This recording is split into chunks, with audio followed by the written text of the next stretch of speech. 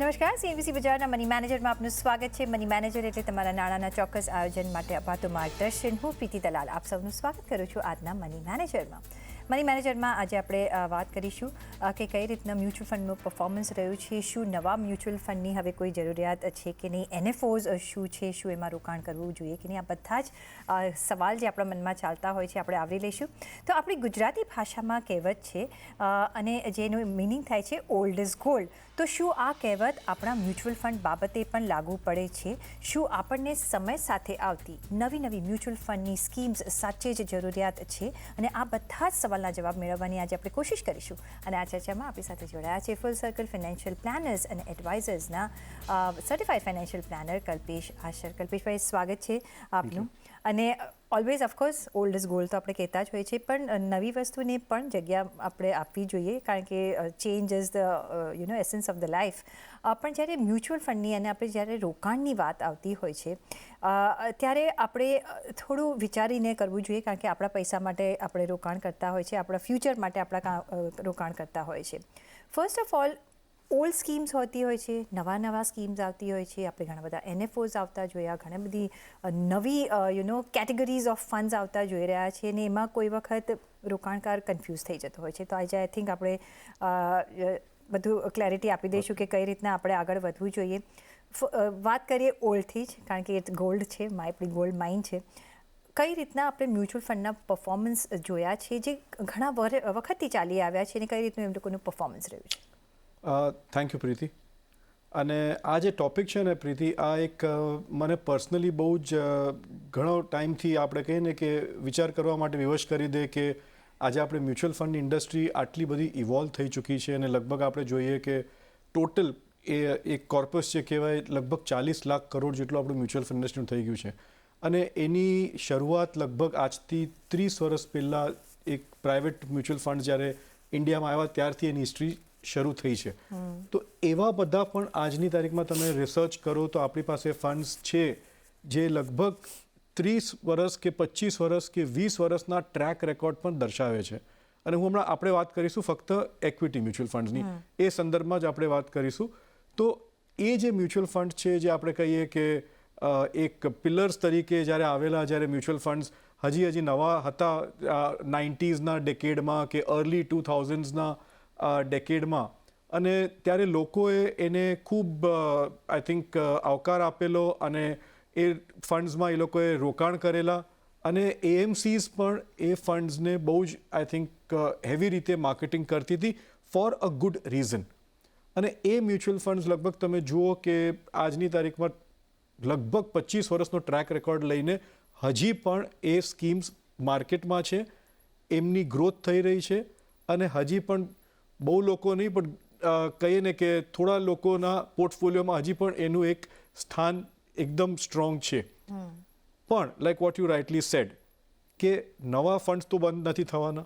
એએમસીઝનું કામ છે નવા ફંડ્સ મેન્યુફેક્ચર કરવા, એને રેગ્યુલેટ કરે છે આપણા રેગ્યુલેટર, અને ઇન્વેસ્ટર્સ એને લયા કરે છે. બટ વિચાર એ આવે છે કે તો પછી જૂના ફંડ્સનું થાય છે શું? કેમ કે ઘણા લોકો એ પોર્ટફોલિયોમાં લઈને બેઠા છે. તો આજે એ ટૉપિક પર મારે વાત કરવી જરૂરી છે કે એ બધા જે જૂના સ્કીમ્સ છે, અને લગભગ મેં 10 સ્કીમ્સનું એક રિસર્ચ કર્યું છે, અને આ કોઈ અંદેશો નથી કે હજી પણ એમાં ઇન્વેસ્ટ કરવું કે નહીં, but we are talking about the record of those funds અને why people should look at it even now. હવે એ સ્કીમ્સમાં તમે જુઓ તો એ બધા જે ફંડ છે એ ટ્રેક રેકોર્ડ માટે મેં આજથી 17 વર્ષ પહેલાં એ સ્કીમ્સનું લોન્ચ થયું હોય એ લીધું છે. હવે 17 વર્ષનો એક બેન્ચમાર્ક એના માટે લીધો કે લગભગ 2005, 6, 7થી આપણી મ્યુચ્યુઅલ ફંડ્સની ઇવોલ્વ થવાનું થોડું ફાસ્ટ થયું, અને પ્લસ આપણે મ્યુચ્યુઅલ ફંડ્સ કે ઇક્વિટીની જ્યારે પણ વાત કરીએ, આપણે લોંગ ટર્મ ઇન્વેસ્ટમેન્ટમાં રહેવાની વાત કરીએ, અને એક ટ્રેક રેકોર્ડની વાત કરીએ, આપણા ગોલ્સ લોંગ ટર્મ હોય, તો એવા કયા ફંડ છે કે જો આપણે આપણા પોર્ટફોલિયોમાં રાખ્યા હોત 15, 17, 20 વર્ષના એક ટાઈમ ફ્રેમમાં, તો એનું રિટર્ન શું હતું? અને ઇટ ઇઝ સરપ્રાઇઝિંગ, આપણને બિલકુલ નવાઈ લાગે કે એ ફંડનું તમે રિટર્ન્સ સિન્સ લોન્ચ એ તમે જુઓ તો લાર્જ કેપમાં તમે જુઓ કે 3-4 ફંડ્સ મેં લીધા છે જે 2005, 1993માં, 1996માં અને 2006માં લોન્ચ થયા છે લાર્જ કેપ ફંડ્સ, એ લોકોના રિટર્ન્સ પણ તમે જુઓ કે CAGR એટલે વાર્ષિક રીતે એનું રિટર્ન કેટલું આવ્યું છે, તો એ છે લગભગ 12 અને 14.5%ની વચમાં. અને આ છે લાર્જ કેપ કેટેગરી. અને all these funds are benchmark funds. હજી પણ લોકો એ ફંડ્સને યાદ કરે છે અને લાઈક આપણે કહીએ કે એક ઓલ્ડ સ્ટોલવર્ડ તરીકે એ ફંડ્સ આપણે વડીલ કહીએ, જેને એવી રીતે એનું એક રિસ્પેક્ટ રાખે છે. બીજું છે category flexi cap funds. Flexi cap funds પણ 1995 કે 98ના પીરિયડમાંથી મેં લગભગ 2-3 ફંડ્સ કીધું છે. એનું પણ તમે રિટર્ન સિન્સ લોન્ચ જુઓ તો 14 થી 15% એન્યુઅલી.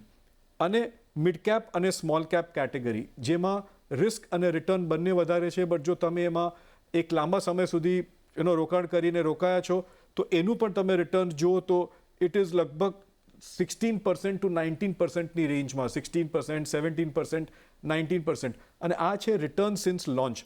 એટલે એક બહુ જ મજબૂત ટ્રેક રેકોર્ડ છે આ બધા સ્કીમ્સમાં. એનો મતલબ એ નથી કે બધી સ્કીમ જે એ સમયે લોન્ચ થઈ છે ઓલ આર ડુઈંગ વેલ. તો ત્યાં આઈ થિંક તમારું સિલેક્શન, તમારા એડવાઇસર અને તમારું કોન્સ્ટન્ટ મોનિટરિંગ એક વ્યૂમાં આવે છે. સો આ એક બહુ જ એક મોટો આઈ થિંક પેરામીટર છે કે આપણે જોઈએ કે ફંડ એ રિટર્ન આપ્યા, બટ શું તમારા પોર્ટફોલિયોમાં એ રિટર્નનું એક અંદેશો આવ્યો કે નહીં?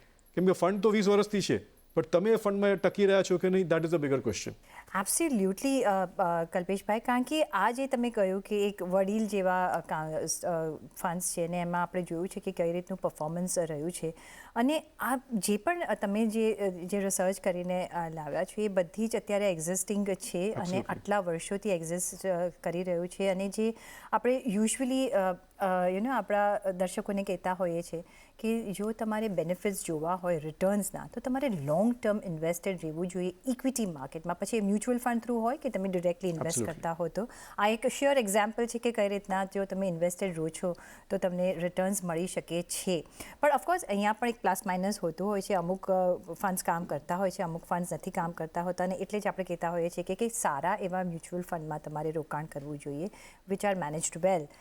પણ આપણે જેમ મેં કહ્યું કે ચેન્જ નેચર છે આપણે લાઈફનો, અને ઓફકોર્સ એમાં ફાઇનાન્શિયલ માર્કેટમાં પણ નવા પ્રોડક્ટ્સ આવતા હોય છે. હવે આપણે કારની વાત કરીએ તો મે બી સેમ કાર હોય પણ થોડા 2-4 ફ્યુચર લઈને એક નવો આપણે કાર આવી જતી હોય છે કે કોઈ પણ વસ્તુ આપણે લેવા જઈએ, કારણ કે એક નવું ઇનોવેશન આપણે જોતા હોઈએ છીએ. અત્યારે બી આપણે જો મ્યુચ્યુઅલ ફંડની વાત કરીએ, ઇક્વિટી મ્યુચ્યુઅલ ફંડની વાત કરીએ, તો એમાં પણ ઘણી બધી કેટેગરીઝ એડ થઈ ગઈ છે. ઘણા બધા નવા ફીચર્સ સાથે આવતા આપણે ફંડ્સ જોયા છે, પણ બેઝ તો સેમ જ છે, કારણ કે કેટલું નવું લાવશે. તો કઈ રીતે હવે આપણે જોવાનું, શું ઓલ્ડ તરફ પણ નજર રાખવાની, શું નવું આપણે જ્યારે લેવા જતા હોઈએ કે મ્યુચ્યુઅલ ફંડમાં ઇન્વેસ્ટમેન્ટ કરતા જતા હોઈએ તો શું એવા પોઈન્ટ્સ ધ્યાનમાં રાખવા જોઈએ? How to compare? Very good question. અને આઈ થિંક અહીંયા જ એક થોડુંક આપણે કહીએ ને કે ડીપ ડાઇવ કરવાની જરૂર છે અને વધારે વિચારવાની જરૂર છે. કેમ કે આમાં તમે મ્યુચ્યુઅલ ફંડ્સના રિટર્ન્સ જુઓ, દેટ ઇઝ પાર્ટ 1.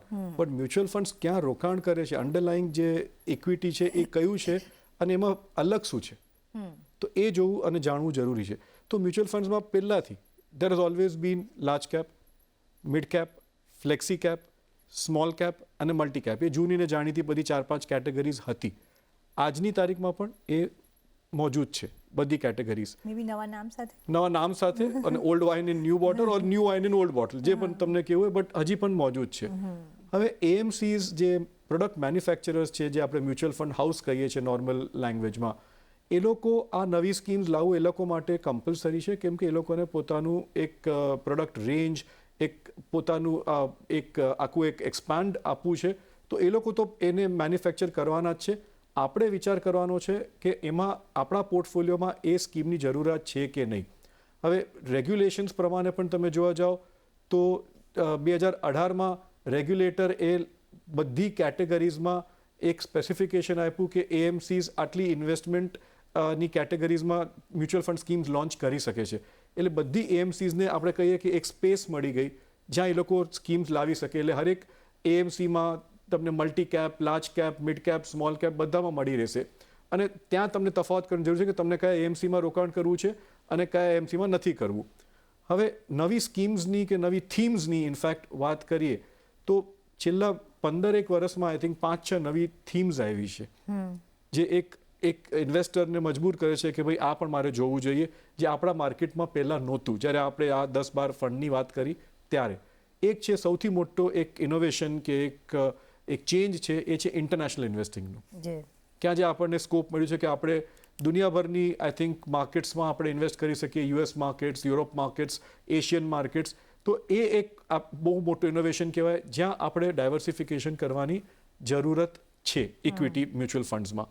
સેકન્ડ આવે છે એક સોચની કે કોન્ટ્રા કે વેલ્યુ ડિસ્કવરી લોકો કહેતા હોય છે. અલ્ટિમેટલી તમે જે કીધું કે દરિયો તો એક જ છે, કે આખું એક ઇક્વિટીનું એક આખું ઓશન છે. ત્યાંથી તમે અહીંયાથી સ્ટોક પકડો કે ત્યાંથી પકડો, તમારી આવડત ઉપર છે કયા વેલ્યુ પર તમે પકડો છો. તો એક કોન્ટ્રા અને વેલ્યુ ડિસ્કવરી કે કયા સ્ટોક્સ હમણાં નથી ચાલતા બટ ફ્યુચરમાં ચાલવાની એક એને હોપ છે. થર્ડ છે હમણાં એક ન્યૂ એજ કંપનીઝમાં ઇન્વેસ્ટમેન્ટ થઈ રહી છે, જે બધી સ્ટાર્ટઅપ્સમાં અને બધું. તો એ પણ વિચારવા લાયક છે કે can I invest in that through a mutual fund. એટલે આવા 4-5 સ્કીમ્સના આપણે કહીએ કે એક ઇનોવેશન લાવ્યા છે જે મજબૂર કરે છે. એની અલાવા મને નથી લાગતું કે કાંઈ ફર્ધર ડાયવર્સિફિકેશનની એક પોર્ટફોલિયોમાં જરૂરત છે.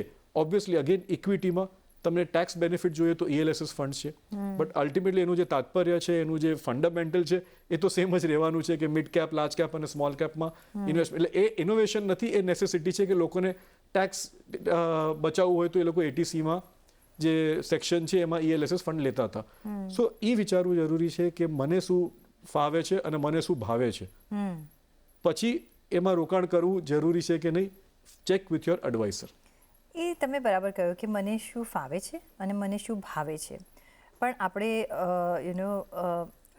રેસ્ટોરન્ટમાં જતા હોઈએ છીએ ત્યારે સેમ મે બી એ પિઝા હશે કે પાસ્તા હશે, પણ આપણે એમ જ કહીએ નવું શું છે, નવું શું છે. આપણે એ આપણી મેન્ટાલિટી છે, આપણી સાયકોલોજી છે કે we don't want to miss out on any new thing.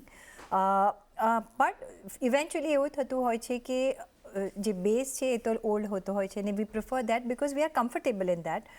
પણ જ્યારે મ્યુચ્યુઅલ ફંડ ઇન્વેસ્ટમેન્ટની વાત આવતી હોય છે તો ઓફકોર્સ નવું શું છે એમાં પણ આપણે પૂછતા હોઈએ છીએ કે હવે નવું શું છે, કારણ કે એક રિટર્ન્સની આપણને લાલચ હોતી હોય છે અને સાથે જ ઓફકોર્સ આપણું કેપિટલ પણ એક પ્રિઝર્વ થવું જોઈએ. જે પણ આ નવી કેટેગરીઝ આવતી હોય છે, જે તમે વાત કરી કે ઇન્ટરનેશનલ ફંડ્સ, ઓફકોર્સ એ પહેલાં આપણી પાસે એક્સપોઝર નહોતું ને હવે અત્યારે આપણે અહીંયાથી બેસીને કરી શકીએ છીએ. જે નવા સ્ટાર્ટઅપ્સમાં આપણે કરી શકીએ છીએ, કારણ કે ત્યાં એક રોબસ્ટ હવે ડિમાન્ડ આગળ જતાં વધશે, જે રીતે આપણે ઇન્ડિયા ગ્રો પણ થઈ રહી છે. તો ઓલ્ડ અને ન્યૂ વચ્ચે જે આપણે સિલેક્શન કરવાનું હોય તો એ કઈ રીતે કરીશું કે ઓલ્ડનું એસેન્સ પણ રહી શકે અને નવું પણ મળી શકે. તો એ કોમ્બિનેશન બધા જ અત્યારે વિચારતા હશે અને કઈ રીતે આપણે રોકાણ કરવું જોઈએ એમાં. આજે તમે જે સ્ટેટમેન્ટ કીધી કે કુછ નયા દિખાઓ, કે આપણે રેસ્ટોરન્ટમાં જઈએ કે આજે નવું શું છે, એના પ્રોસ પણ છે અને એના કોન્સ પણ છે. કે આપણે કહીએ કે અને એવા લોકો પણ છે જે રેસ્ટોરન્ટમાં જઈને એક જ રેસ્ટોરન્ટમાં એ જ એક જે ડિશ છે એ વર્ષોથી ખાતા આવ્યા છે, કેમ કે એ લોકોને ચેન્જ નથી કરવું, એ ફાવી ગયું છે એમને. અને એવા લોકો પણ છે જે આપણે રેસ્ટોરન્ટ હોપિંગ કહીએ એવી રીતે મ્યુચ્યુઅલ ફંડમાં સ્કીમ હોપિંગ પણ કરતા હોય છે. આઈ થિંક એ રેસ્ટોરન્ટ સીમિત છે એ બરોબર છે જ્યાં સુધી તમારું એક બજેટ છે ને બધું, બટ એ ડેન્જરસ છે જ્યારે તમે મ્યુચ્યુઅલ ફંડમાં ઇન્વેસ્ટમેન્ટ કરો છો. કેમ કે એમાં પ્રોબ્લેમ એ છે કે મ્યુચ્યુઅલ ફંડમાં તમે જો આ સ્કીમ હોપિંગ કરશો કે સ્કીમ શોપિંગ કરશો તો અલ્ટિમેટલી તમે જ્યારે 5-1 વર્ષ પછી તમારો પોર્ટફોલિયો જોશો તો આઈ થિંક એક આખી એક મેસ થઈ ગયું હશે અને એટલું બધું એમાં ક્લટર થઈ ગયું હશે કે તમને ખબર નહીં પડે કે તમારો પોર્ટફોલિયો મોનિટરિંગ કેવી રીતે થશે. અને સ્કીમ્સમાં અલ્ટિમેટલી ઓવરલેપિંગ કે સેમ સ્ટોક્સ તમે આજે જુઓ તો લગભગ તમે 10 સ્કીમમાં તમે રિસર્ચ કરીને જુઓ કે તમે મલ્ટી કેપ કે લાર્જ કેપ કે ફ્લેક્સી કેપ એ કેટેગરીઝમાં તમે જુઓ ખાસ કરીને તો તમારું ઓવરલેપિંગ તમને એટલું મળશે કેમ કે એનું યુનિવર્સ એટલું સીમિત છે. અને બધા જે મ્યુચ્યુઅલ ફંડ હાઉસ છે અલ્ટિમેટલી સ્ટોક્સ એ જ લેતા હશે. ધ ઓનલી ડિફરન્સ ઇઝ એનું જે પ્રપોર્શન છે એ હરેક સ્કીમમાં થોડોક વેરી થતું હશે. So that is only difference. તો એમાં એ ડેન્જર છે કે તમે સ્કીમ શોપિંગ કરવા જશો અને બધા ચીજમાં પગ નાખવા જશો, આઈ થિંક તો તમારું પોર્ટફોલિયો કમ્પ્લીટલી ક્લટર થશે, તમારા રિટર્ન્સ પણ ડાયલ્યુટ થશે, પોર્ટફોલિયો મોનિટરિંગ ડેન્જરસ તમારું આઈ થિંક કંટાળાજનક થઈ જશે અને તમને ખબર નહીં પડે કે તમે અલ્ટિમેટલી જે ઇવન કયા ફંડ તમે રાખ્યા છે તમારા કયા ગોલ માટે, તો it will become a total mess. તો આ એક આઈ થિંક એક કંટ્રોલ રાખવો, એક રિસ્ટ્રેન રાખવો, જેમ આપણે ફૂડમાં કરીએ છીએ, આપણે ફૂડની વાત કરી રહ્યા છે કે મારે રિસ્ટ્રેન રાખવું છે કે જો મારે આટલું જ એક દરરોજ સવારના આટલું જ બ્રેકફાસ્ટ લેવું છે, આટલું લંચ લેવું છે અને આટલું ડિનર લેવું છે, આમાં પણ એક આઈ થિંક ઇન્વેસ્ટમેન્ટ ડાયટ કરીને આપણે ચાલશું તો we will be much better off. અને આપણું મોનિટરિંગ મેઇન ઇમ્પોર્ટન્ટ છે, ડિસિપ્લિન અને મોનિટરિંગ.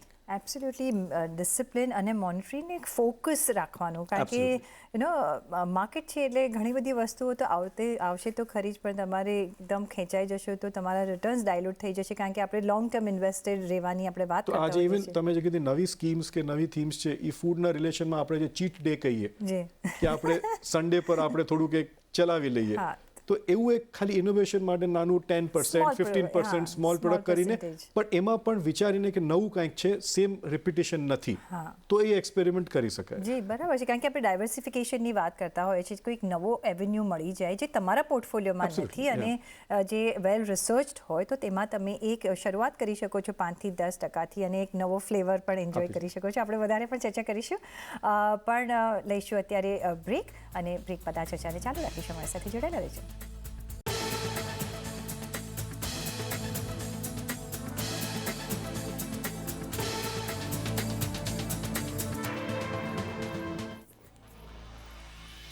બ્રેક પછી આપનું સ્વાગત છે, અને આપણે વાતચીત કરી રહ્યા છીએ કલ્પેશ આશર સાથે કે ઓલ્ડ મ્યુચ્યુઅલ ફંડ્સ ઇક્વિટી માટે અને ન્યૂ ઇક્વિટી ફંડ્સ જે નવી કેટેગરીઝ આવતી હોય છે, કઈ રીતે આપણે સિલેક્શન કરવું જોઈએ, કઈ રીતે આપણા રોકાણ માટે કયા રીતના આસ્પેક્ટ્સ વિચારીને આપણે રોકાણ કરવા જોઈએ, અને કઈ રીતે મ્યુચ્યુઅલ ફંડ સિલેક્ટ કરવા જોઈએ. આઈ થિંક આજે આપણે જે મ્યુચ્યુઅલ ફંડની વાત કરી રહ્યા છીએ, વધારે મને લાગે છે કે ફૂડ શો જેવું તો નથી લાગતું, કારણ કે આપણે બધું કમ્પેર કરી રહ્યા છીએ, એનોલોજી આપણે એની વાપરી રહ્યા છીએ, પણ આપણે ગુજરાતી છે એટલે ફર્સ્ટ જે નજર જાય છે કે ભાઈ ખાવા પીવા પર જાય, તો એનાથી આપણે બધું સમજી જતા હોઈએ છીએ. પણ વાત કરીએ આપણે અત્યારે જે ન્યૂ ફ્લેવર છે એ છે NFOs. ઘણા બધા NFOs આવતા આપણે જોઈ રહ્યા છીએ, ને AMCs જેમ આપણે કહ્યું કે નવું ને નવું કંઈ લાવવું જ પડે, ઇનોવેશન. કઈ રીતે તમે NFOsને જોઈ રહ્યા, શું ત્યાં કોઈ ઇન્વેસ્ટમેન્ટ ઓપોર્ચ્યુનિટી આપણે જોવી જોઈએ? NFOs again I think they are good products, કેમ કે એમાં કાંઈક સોચ અને કાંઈક વિચાર પછી AMCs લોન્ચ કરતી હોય છે, બટ અલ્ટિમેટલી જે મોટિવ છે એ લોકોને એક પોતાનું એક બાસ્કેટ મોટી કરવાનું હોય છે. સો નથિંગ રોંગ વિથ દેટ. એ લોકો પ્રોડક્ટ મેન્યુફેક્ચરર્સ છે અને આપણે પ્રોડક્ટ કન્ઝ્યુમર્સ છીએ, તો એ તો રહેવાનું જ છે. હવે એમાં જેમ આપણે પહેલાં સેગમેન્ટમાં વાત કરી કે શું નવું છે એ લોકો લાવ્યા છે, એ આપણે પહેલાં ડાયસેક્ટ કરવાની જરૂર છે, એ વિચારવાની જરૂર છે. અને બીજી વસ્તુ કે AMCs કે તમે જ્યારે એક આખું એક ટ્રેન્ડ જુઓ, તો જ્યારે માર્કેટ્સ આર નોટ નેગેટિવ, એટલે કાં તો સ્ટેગ્નન્ટ કાં તો બુલિશ ફેઝમાં, ત્યારે NFOsનું એક આખું એક ફ્લો જે હોય છે એ મેક્સિમમ છે. તો લગભગ 2021માં તમે જુઓ તો અપ્રોક્સિમેટલી 150 જેટલા આઈ થિંક NFOs વિવિધ પ્રકારના, અને એમાં તો આઈ થિંક ડેટ અને ઇક્વિટી બંનેની વાત કરીશું, તો એ લોકોએ લોન્ચ કરેલા. હવે નોર્મલ ઇન્વેસ્ટરને 150 NFOનું એક આખું એક એની સામે એક ઓશન આવી જાય, he is going to be confused completely. અને ત્યાં આપણે બહુ જ એક ડિટેલિંગ કરીને જાણવાની જરૂર છે કે એમાંથી કયો NFO કંઈક નવીનતા આપણા પોર્ટફોલિયોમાં લાવી શકતું હતું કે નહીં. That is very necessary. અને NFOમાં પણ બીજી વસ્તુ એ છે કે લોકો માર ખાઈ જાય છે કે એ લોકો સમજે છે કે NFOમાં જે વેલ્યુ છે, સ્ટાર્ટિંગ વેલ્યુ 10 રૂપિયાની છે એટલે સસ્તું છે. આઈ થિંક આપણે ઓલરેડી શોઝ પર આ વાત કરી ચૂક્યા છે કે એ ભ્રમ છે અને એ તોડવાની જરૂર છે કે 10 રૂપી ઇઝ ચીપ, એ 10 રૂપિયા સસ્તું છે એવું કશું એ નથી. જો તમે NFO લોન્ચ થયો અને જો માર્કેટ 20% નીચે આવી, તો આ પણ તમારો જે NFOની વેલ્યુ છે એટલી જ ઘટવાની છે. તો એ બ્રહ્મમાં નહીં રહેતા, અને કોઈ તમને એવી રીતે માર્કેટિંગ કરે કે આઈ થિંક મિસ સેલિંગ કરે, તો એનાથી તમે સાવધ રહેજો કે NFOમાં 10 રૂપિયામાં લેવામાં કાંઈ વસ્તુ નથી, બટ નવીનતા શું છે અને એ તમારા પોર્ટફોલિયોમાં ફિટ થાય છે, then NFO at a start level is not bad. અને ઓલરેડી આઈ થિંક ઇવન હવે AMC સમજી ચૂકી છે, સો એ લોકો પણ હવે નવી એક આપણે કહીએ ને કે માર્કેટિંગ સ્ટ્રેટેજીથી ઇન્વેસ્ટરને થોડું બેનિફિટ આપીને પણ નવી સ્કીમ્સ ઇનોવેટ કરવાની જરૂર છે. અને NFOsનું બીજું એક આઈ થિંક બેનિફિટ થોડું એ છે માર્કેટ માટે કે હવે શું છે કે યુનિવર્સ વધી ગયું છે. આ આપણે સ્કીમ્સની વાત કરતા હતા ત્યારે આપણી ઇવન લિસ્ટેડ કંપનીઝ જે હતી એ થોડી ઓછી હતી, અને હવે કંપનીઝ ઘણી બધી વધી ગઈ છે. એટલે થોડું સ્કોપ વધી જાય છે એ લોકોને રિસર્ચ કરીને નવી ચીજો માર્કેટમાં લાવવા માટે. એબ્સોલ્યુટલી. એટલે અને સાથે જ જે તમે વાત કરી કે NFO જેવું નવું ફ્લેવર જો તમારે ટ્રાય કરવું હોય તો એક થોડા અંશમાં તમે ટ્રાય કરી Absolutely, શકો છો, અને એ જ NFO માટે પણ અપ્લાય થાય છે, કારણ કે નવું કંઈ ટ્રાય કરવું ખરાબ વસ્તુ નથી. You should try, but slowly અને સ્ટેડીલી તમે જાઓ, અને જો તમારા પોર્ટફોલિયોમાં જે મેં પહેલાં બી કહ્યું કે જો એ આસ્પેક્ટ ન હોય તો તમે એડ કરી શકો છો. સાથે જ જે બીજો એક અને અત્યારના એ ઘણો ચર્ચામાં છે અને એ છે ગોલ્ડ. અને Gold, yeah, આપણે ગોલ્ડમાં ઇન્વેસ્ટમેન્ટ તો આપણને ગમતું હોય છે, ગોલ્ડ પહેરવું ગમતું હોય છે, ગોલ્ડ વેચવું નથી ગમતું હોતું, એટલીસ્ટ ફોર અસ લેડીઝ. પણ ગોલ્ડ ફંડને કેટલું મહત્ત્વ આપવું જોઈએ આપણા ઓવરઓલ એસેટ એલોકેશનમાં, અને કઈ રીતના ગોલ્ડ ફંડ્સને તમે જોઈ રહ્યા છો? સો ગોલ્ડ ફંડ્સ આઈ થિંક આ જે ટોપિક આપણે વાત કરી રહ્યા છે એના પછીની એક ઇન્ટ્રોડક્શન છે. એટલે ગોલ્ડ ફંડ્સ પણ એઝ અ ડાયવર્સિફિકેશન એક ઇનોવેશન જ કહેવાય કે લોકોને માર્કેટમાં ફિઝિકલી ગોલ્ડ લેવા ન જવું પડે, અને પેપર ગોલ્ડનું જે આપણે ઈ ગોલ્ડ કહીએ છીએ કે જે પણ કહીએ છીએ, આપણા પોર્ટફોલિયોમાં આપણને ગોલ્ડનું ઇન્વેસ્ટમેન્ટ મળી રહે એટ ધ સેમ વેલ્યુ. તો એ એક ઇનોવેશન જરૂર છે, અને મ્યુચ્યુઅલ ફંડ્સમાં આવા ઇનોવેશનની જરૂર છે. તો એના પછી આપણે જોઈએ તો હવે કેટલું એનું આઈ થિંક પ્રોગ્રેસ થાય છે જોવાનું છે. રીટ્સ આવે છે કે રિયલ એસ્ટેટ છે, અગેન એમાં તમે ઇનોવેશન કરી છે. શકો એટલે મારું કહેવાનો મતલબ એ છે કે લોકોએ પોતાની વિચારધારાને થોડું એક્સપેન્ડ કરીને વિચારવું જોઈએ કે શું નવું છે અને મારા માટે શું બેનિફિશિયલ છે.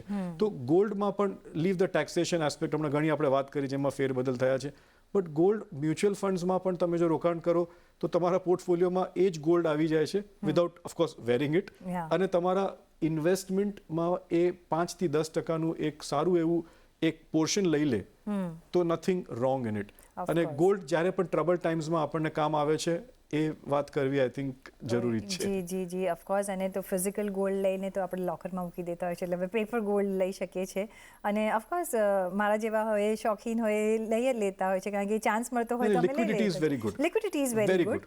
અને એક સિક્યોરિટી હજી પણ આપે છે. ઓલ્ધો આપણે બધા જ જે ઇન્વેસ્ટમેન્ટ છે એ આપણા માટે કરતા હોઈએ છીએ, પણ આ એક જૂનું ને જાણીતું આપણું છે.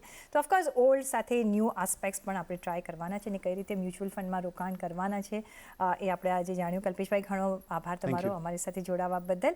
અને સાથે જ પર્સનલ ફાઇનાન્સના તમારા સવાલ અમને મોકલો, તમારું નામ, શહેર, ઉંમર સાથે ઈમેલ કરો અમને money@nw18.com પર, ફેસબુક પર લખો અમને facebook.com/cnbc વિચાર પર, અને ટ્વીટ પણ કરી શકો છો twitter.com/cnbc વિચાર પર.